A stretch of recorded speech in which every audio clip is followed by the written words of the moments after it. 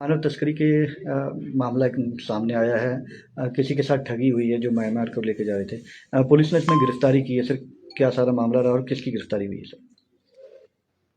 अभी जो एक हाल ही में एक दो दिन पहले एक केस रजिस्टर हुआ है भोरंज में, जिसमें शिवम कुमार जो लोकल भोरंज एरिया का है, उसने ये एलिगेशन लगाया थी कि कोई एजेंट था चंडीगढ़ का, उसे काफ़ी बड़ी रकम लेके उसने उसको अवैध तरीके से थाईलैंड भेजा था इनको, क्योंकि ऐसे एजेंट लोगों को बेवकूफ़ बना के और उनको वेबसाइट करके ये वो एम्प्लॉयमेंट का झांसा देके फॉरेन में अच्छी जॉब का मतलब इनको दिलासा दिलवा के ये पैसे वसूलते हैं वह तरीके से।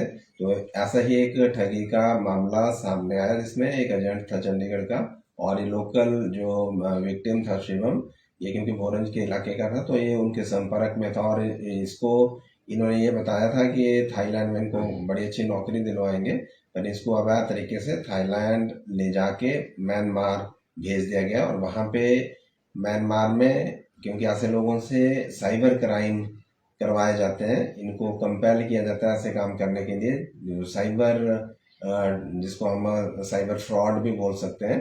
तो ये वहाँ से बड़ी मुश्किल से निकल के जब ये वापस देश पहुँचा तो इसने फिर ये अपनी सारी बातें बताई, और इस पर इसमें इस तरीके से कोई भी अगर फॉरेन जाता है एम्प्लॉयमेंट के लिए या कि वो क्रॉस चेक करें, और जो एजेंट उनके संपर्क में है उनके बारे में भी वो जानकारी हासिल करें, क्योंकि आजकल ये काफ़ी ज़्यादा देखने में बातें आ रही हैं कि इलीगल इमिग्रेशन या इलीगल तरीके से किसी कंट्री में ले जाना, तो फिर लोगों को वहाँ पे कई तरीके की जो परेशानियाँ उसका सामना करना पड़ता है।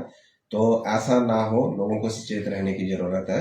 एक और केस जो सितंबर 2022 का था, जिसमें एक बुजुर्ग व्यक्ति के साथ धोखाधड़ी की गई थी ऑनलाइन तरीके से, उसको ब्लैकमेल किया था, एक्सटॉर्शन की गई थी। उसमें ऑलरेडी 4 लोगों को अरेस्ट करके उसमें केस कोर्ट में वो चार्जशीट फाइल कर दी गई है, पर उसमें कुछ लोग और वांटेड थे। तो हाल ही में हमें कहा जो सदर पुलिस स्टेशन है उसकी टीम यूपी से एक एक्यूज को पकड़ के लाई है। तो ऐसे जो जितने भी ठगी के आजकल साइबर क्राइम के कई मामले सामने आ रहे हैं, तो इसमें भी हमें सचेत रहने की ज़रूरत है।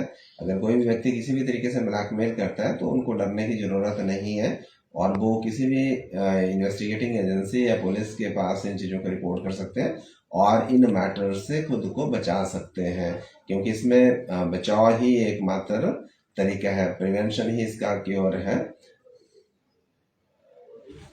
सर, ये जो एक भोरंज में मामला हुआ ठगी का, ऑनलाइन ठगी का, इसमें 6,83,000 और 6,23,000 रुपये का मामला भी पुलिस में साइबर सेल में दर्ज हुआ है।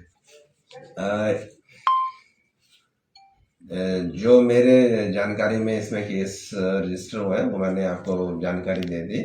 और एक और मामला जो लोकल यहाँ हमीरपुर का था, जिसमें एक एजुकेशन इंस्टीट्यूशन है, वहाँ पे एक एनओसी जिसको वो बता रहे थे कि टाउन एंड कंट्री प्लानिंग के ऑफिसर से प्लानिंग के ऑफिस से जारी हुआ है। तो क्योंकि कंसर्न्ड ऑफिसर ने इसमें कंप्लेंट की थी कि इस तरीके का एनओसी उनके ऑफिस के द्वारा जारी नहीं किया गया है, तो उस पर भी इसमें केस रजिस्टर किया गया और इन्वेस्टिगेशन उसमें जारी है। तो ये इन्वेस्टिगेशन में पता लगेगा कि उसमें उसको बनाने के लिए और उसको किस तरीके से इस्तेमाल किया गया और उसमें कौन लोग इन्वॉल्व थे, तो वो फर्दर इन्वेस्टिगेशन का मैटर है। Thank you.